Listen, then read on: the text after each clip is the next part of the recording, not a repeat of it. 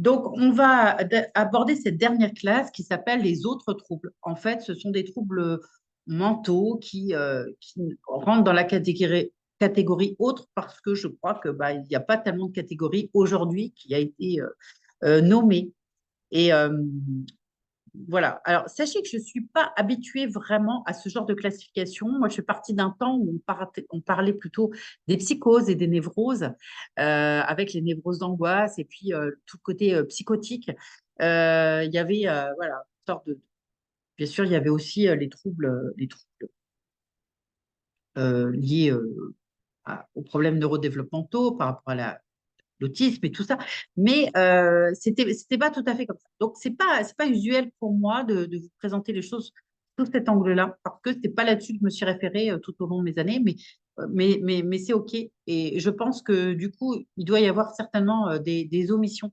Et si c'est le cas, ben, écoutez, j'en suis navrée. J'ai essayé de prendre le DSM le plus récent pour pouvoir vous partager tout ça. On va parler des TDI, donc les troubles dissociatifs de l'identité.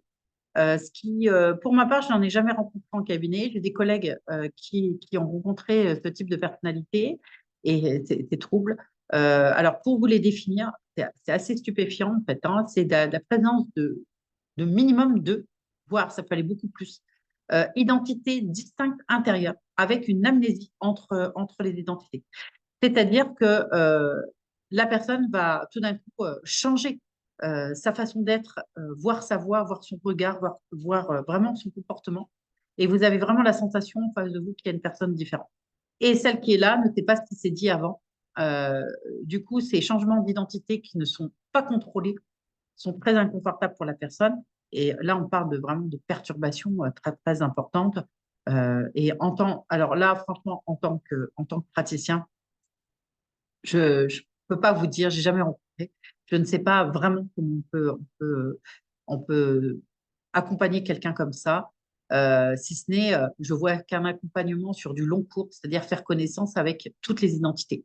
En sachant que je crois qu'il y a une jeune fille qui témoigne sur les réseaux, qui peut avoir jusqu'à 13 identités, qu'elles peuvent se nuire les unes aux autres.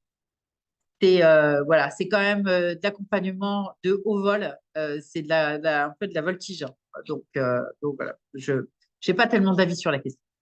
Les troubles de l'adaptation, c'est des réponses mal adaptées à des événements stressants ou à une situation de vie. Donc les symptômes, ça va être l'anxiété, la dépression. Donc les troubles d'adaptation, ça, vous allez avoir ça souvent, hein. Perturbation de sommeil, difficultés relationnelles.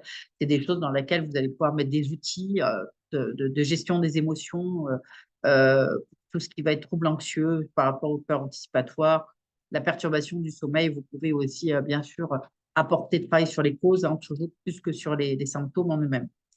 Les troubles du contrôle de l'impulsion non spécifiés. Alors déjà, les troubles du contrôle de l'impulsion, c'est déjà pas simple, mais alors non spécifiés, on va être dans tout ce qui va être caractère impulsif, mais qui n'est pas classé dans les comportements borderline, puisque vous vous rappelez, on peut retrouver, hein, ces violences extrêmes dans les comportements borderline. Voilà, impulsion, comportement compulsif, difficulté à résister aux tentations.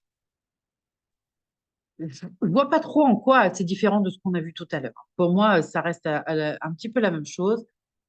Pour nous qui ne sommes pas des psychiatres, je pense qu'un psychiatre ferait la différence. Pour nous, ça va être plus compliqué. Bien sûr, on a des troubles qui sont occasionnés par.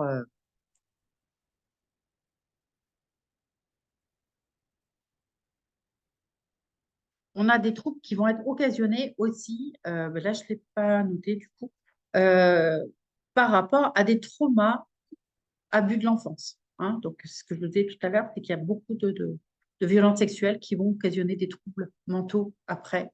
Ça va vraiment altérer la santé mentale. Ou des stress intenses, ou des facteurs génétiques et biologiques. Voilà.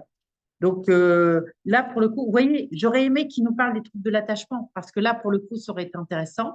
Les troubles de l'attachement, c'est vraiment l'insécurité constante. C'est ce qu'on va retrouver un petit peu dans la blessure d'abandon et de rejet, mais bon, dans toutes les blessures en général. Donc, ce sont là plutôt des troubles qui sont en lien avec les traumas et les blessures. Donc, on retrouvera davantage dans le module sur les états de stress post-traumatique, enfin sur le module sur les psychotraumas en général.